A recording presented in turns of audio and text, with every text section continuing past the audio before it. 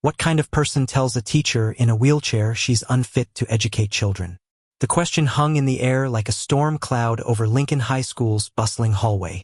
Karen Mitchell, with her sharp voice and sharper glare, stood towering over Ms. Emily Carter, who sat composed in her wheelchair, her hands folded calmly in her lap. Karen's face, flushed with indignation, twisted into a sneer as she spat. "You can't possibly teach these kids properly. You're a liability." The words sliced through the hum of students shuffling to class, drawing gasps from a nearby teacher and a janitor who paused mid-sweep. Emily's eyes, steady and piercing, met Karen's without flinching. She didn't respond, not yet, but the weight of her silence spoke louder than Karen's venom. Emily Carter had been teaching history at Lincoln High for 7 years, her wheelchair a constant companion since a car accident at 22 stole her ability to walk. She was known for her vibrant lessons, weaving stories of the past into lessons that left her students spellbound. Her classroom was a sanctuary, walls lined with student projects and maps, where every kid felt seen. But Karen, a parent volunteer and self-appointed guardian of standards, had decided Emily's disability disqualified her. It started with whispers at PTA meetings, Karen's voice dripping with false concern. How can she manage a classroom? What if there's an emergency? Those whispers grew into a formal complaint, lodged with the school board, demanding Emily's removal. Karen's petition, clutched in her hand now, bore 20 signatures parents she'd bullied or persuaded with her relentless campaign. The hallway confrontation wasn't planned. Karen had stormed into the school that morning, armed with her petition, after learning Emily was up for the state's Teacher of the Year award. The idea that a woman she deemed incapable could be celebrated infuriated her. She'd cornered Emily outside her classroom, her voice booming as she waved the petition like a weapon. "This isn't personal," Karen lied, her tone betraying her. "It's about the kids' safety." The janitor, Mr. Torres, edged closer, his broom forgotten, sensing the tension. Ms. Larson, a young English teacher, hovered nearby, her face pale with shock. Emily, however, remained unshaken. "Mrs. Mitchell," she said, her voice calm but firm, "my students' test scores and engagement speak for themselves. If you have concerns, the principal's office is that way."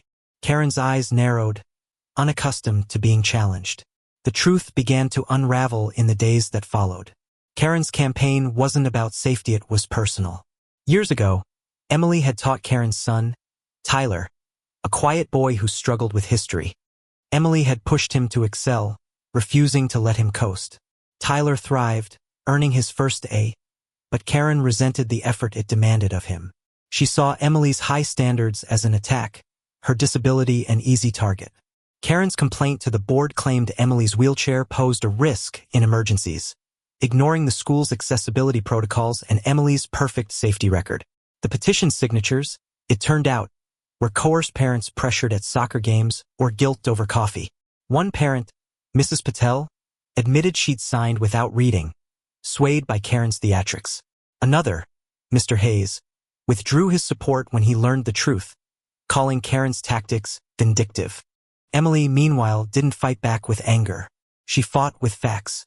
She compiled a dossier, student testimonials, test score data showing her classes outperformed district averages, and letters from colleagues praising her ingenuity.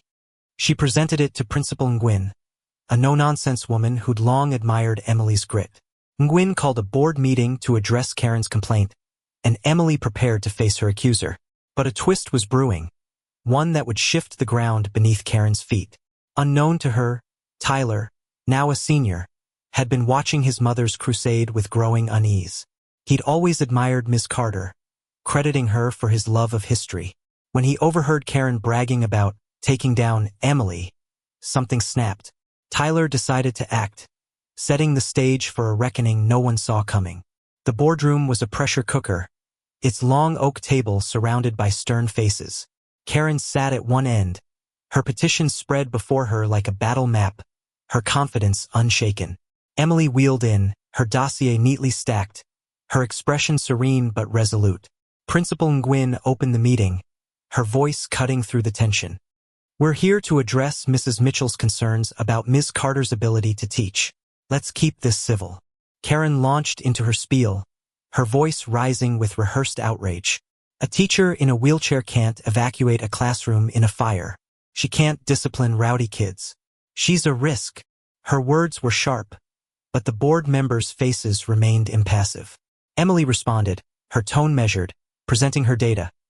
Her students' 92% pass rate on state exams, glowing parent reviews, and a safety plan vetted by the fire marshal. Karen scoffed, dismissing the evidence as excuses. Then came the twist. The boardroom door creaked open, and Tyler Mitchell stepped in, his face flushed but determined. Karen froze, her eyes widening. "Tyler, what are you doing here?" she hissed. He ignored her, addressing the board. "I'm Ms. Carter's student. She's the best teacher I've ever had. She believed in me when I didn't. My mom's wrong about her." The room fell silent, the weight of his words sinking in. Tyler revealed he'd collected statements from classmates, all praising Emily's impact. He'd even recorded a video of students sharing stories of her mentorship, which he played on his phone. One girl tearfully described how Emily helped her through her parents' divorce. Another boy credited her for his college scholarship. Karen's face reddened, her authority crumbling as her own son dismantled her case. The confrontation escalated as Karen, cornered, doubled down. "You're too young to understand," she snapped at Tyler, her voice shrill. "This is about standards, not feelings." Emily, still composed, leaned forward. "Mrs. Mitchell, teaching isn't about physical strength. It's about inspiring minds. Your son is proof of that." The board members exchanged glances, their skepticism of Karen growing. Principal Nguyen intervened, revealing that the fire marshal had inspected Emily's classroom and found no issues. Karen's safety argument was baseless. As the meeting wore on, Karen's composure frayed. She accused the board of bias, her voice cracking as she realized her petition was unraveling. Tyler's betrayal stung deepest, his quiet courage exposing her vendetta for what it was, petty and personal. The board adjourned to deliberate, leaving Karen and Emily in the hallway. Karen, defiant, muttered, "This isn't over." Emily met her gaze, unflinching.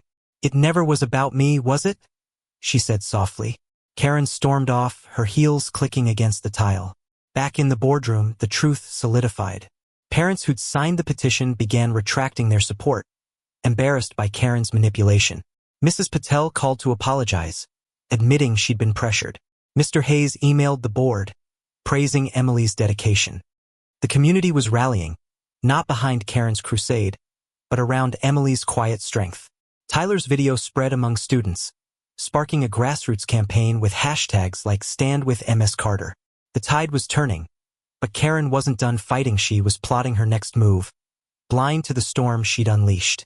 Karen's downfall came swiftly, like a house of cards in a gust. She'd taken her fight to social media, posting a scathing rant on the town's community page, accusing Emily of faking competence and the board of ignoring safety. The post backfired. Students, parents, and even strangers flooded the comments, sharing stories of Emily's impact. A local news outlet picked up the story, running a headline, "Parents Crusade Against Disabled Teacher Sparks Outrage." Karen's name became synonymous with cruelty, her petition exposed as a sham. The board reconvened and unanimously dismissed her complaint, citing overwhelming evidence of Emily's excellence. They also issued a formal warning. Any further harassment could lead to a restraining order. Karen, humiliated, deleted her post, but the damage was done. Her reputation in the tight-knit town was in tatters. Emily, meanwhile, faced a different kind of storm. The Teacher of the Year nomination, once a quiet honor, became a public spectacle. Reporters camped outside Lincoln High, eager for her story. She shunned the spotlight, focusing on her students.